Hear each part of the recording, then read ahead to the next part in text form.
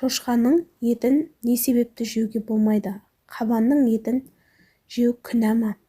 Қабан жабайы шошқаның да қолға үйретілген, доңыздың да еркегінің аты.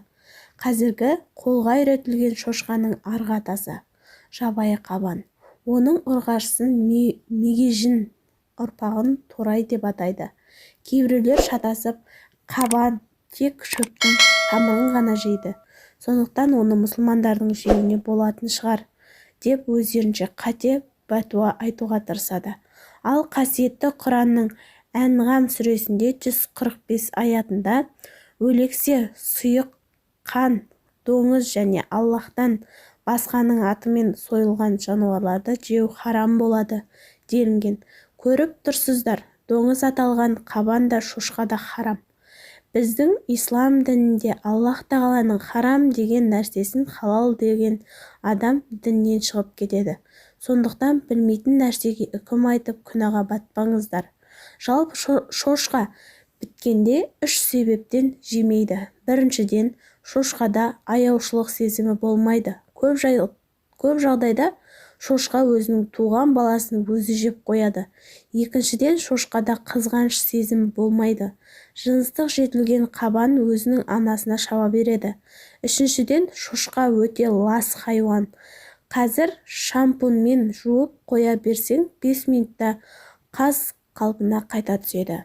Адам баласының мінезі өмір сүру сипаты жеген қорегіне қарай қалыптасады. Қазақтарда жылқыға теңейтіні содан. Ал шошқа етін жеген адамдарда жақындарына, ата-анасына, бауырларына аяушылық сезімі көбіне жойылып кетеді.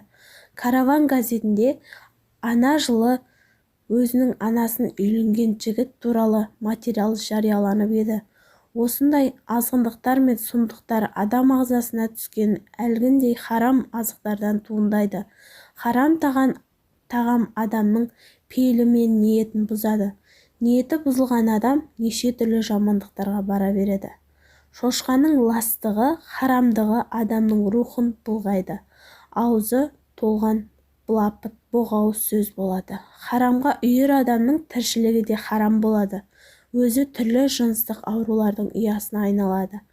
Балалары ата-анасына қарамай тастап кетеді. Ондай қарттар біз баламыздың тәрбиесінің қай жерінен қателестік деп басы қатады.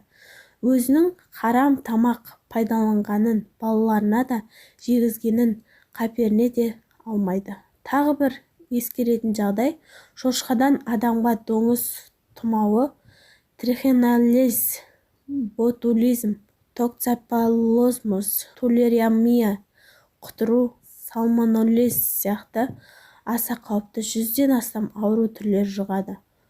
Мұндай вирустар көп микроорганизмдер жабайы шошқада, үй шошқасында да көптеп кездеседі.